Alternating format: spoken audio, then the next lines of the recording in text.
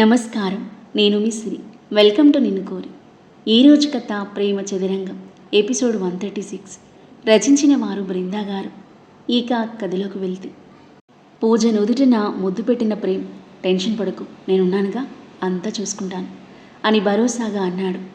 అలాగే అంటూ అతని చేయందుకొని బయటికి కదిలింది పూజ. రెస్టారెంట్లో బ్రేక్ఫాస్ట్ చేసి పెళ్లి చూపుల తతంగం జరగబోయే కేఫ్కి బయలుదేరారు. కేఫ్కి కాస్త దూరంలో కారాపి పూజ వైపు చూశాడు ప్రేమ్. ఇక్కడ దిగి నువ్వు వెళ్ళు, నేను కాసేపు ఆగి వస్తాను, కూల్గా డీల్ చేయి, నేను పక్కనే ఉంటాను అని చెప్పాడు.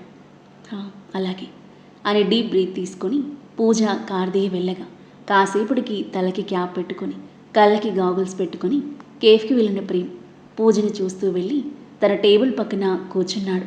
అతన్ని చూసి చిన్నగా స్మైల్ ఇచ్చి రాబోయే వ్యక్తి కోసం గుమ్మం వైపే చూస్తూ ఉంది పూజ. కాసేపటికి ఒక వ్యక్తి లోపలికి ఎంట్రీ ఇచ్చాడు. అతని వైపు చూసిన ప్రేమ్, ఆ ఇడియట్ వీడేనా?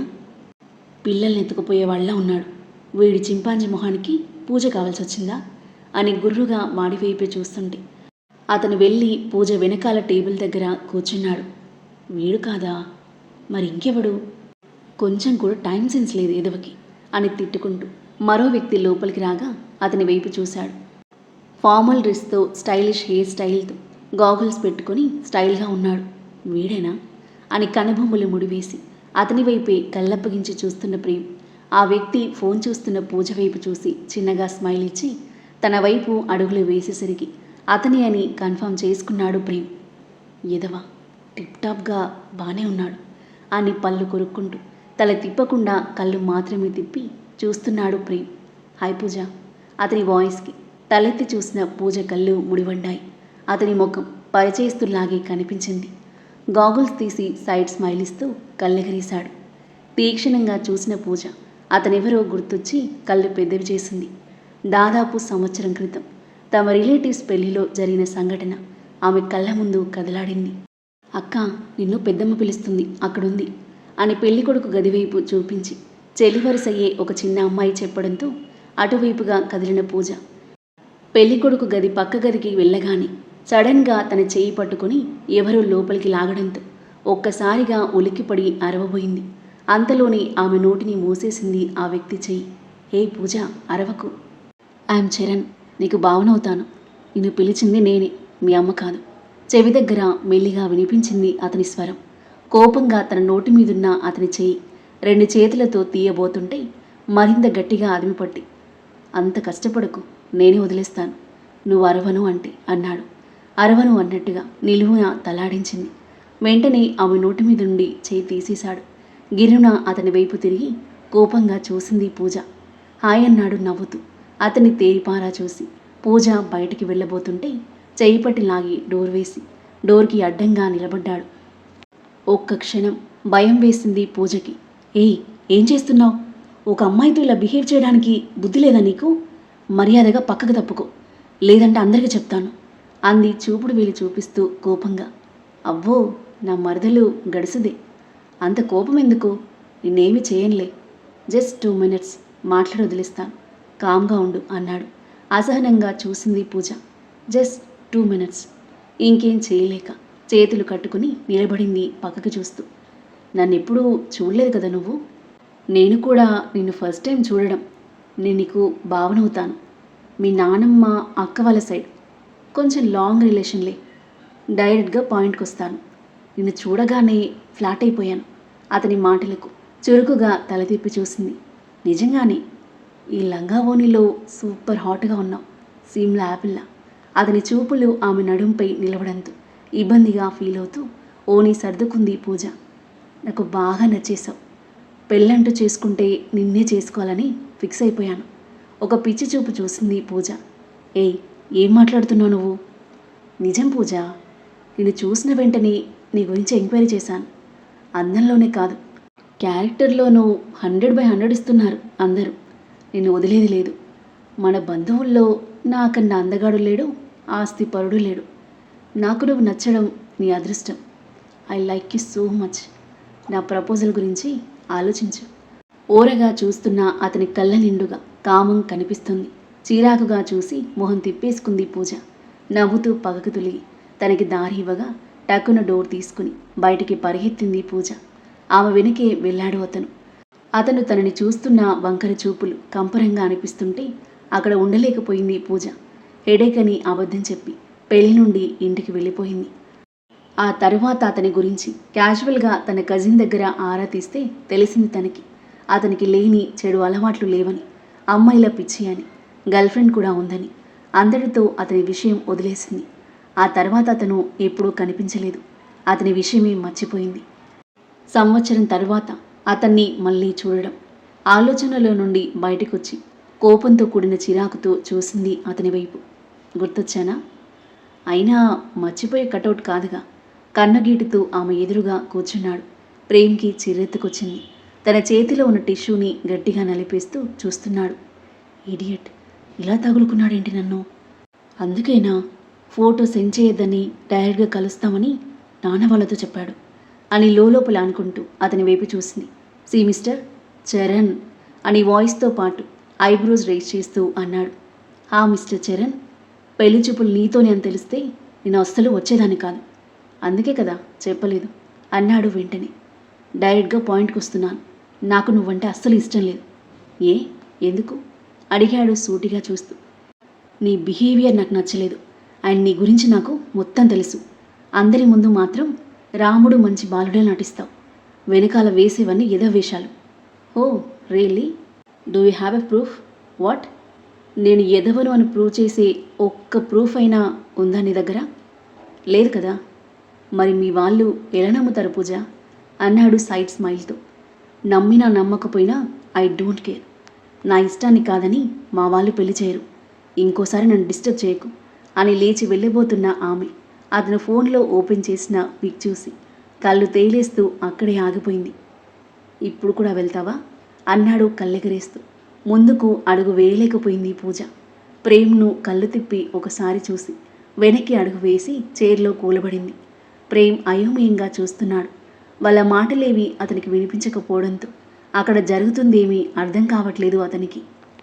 నీకు నేను నచ్చకపోవడానికి కారణం వీడు నచ్చడమే కదా అన్నాడు చరణ్ ఫోటో జూమ్ చేసి చూస్తూ. అది ముందు రోజు ఇదే కేఫ్లో ప్రేమ్ తన భుజం చుట్టూ చేయి వేసి దగ్గరికి తీసుకున్న ఫోటో. అంటే నన్ను ఫాలో అవుతున్నాడా?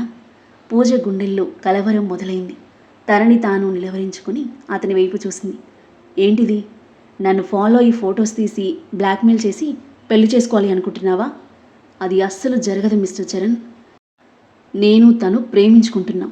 తనని పెళ్లి చేసుకుంటాను. అర్థమైందా అంది సూటిగా చూస్తూ. వెకిలిగా నవ్వాడు చరణ్. ఇప్పుడు నాతో చెప్పిన విషయం ధైర్యంగా మీ అమ్మ నాన్నలకు చెప్పగలవా పూజ? చెప్పినా వాళ్ళు ఒప్పుకుంటారు అనుకుంటున్నావా? ఎందుకు ఒప్పుకోరు? ఖచ్చితంగా ఒప్పుకుంటారు అంది కాన్ఫిడెంట్గా. ఓ రియల్లీ? ఒక్కసారి ఇటు చూడు బేబీ అంటూ తన ఫోన్ చూపించాడు చరణ్. ప్రేమ్ తను తమ ఫ్లాట్ టెర్రస్ పైన హగ్ చేసుకున్న ఫోటో అది. కళ్ళు తేలేసి షాకింగ్గా చూసింది పూజ.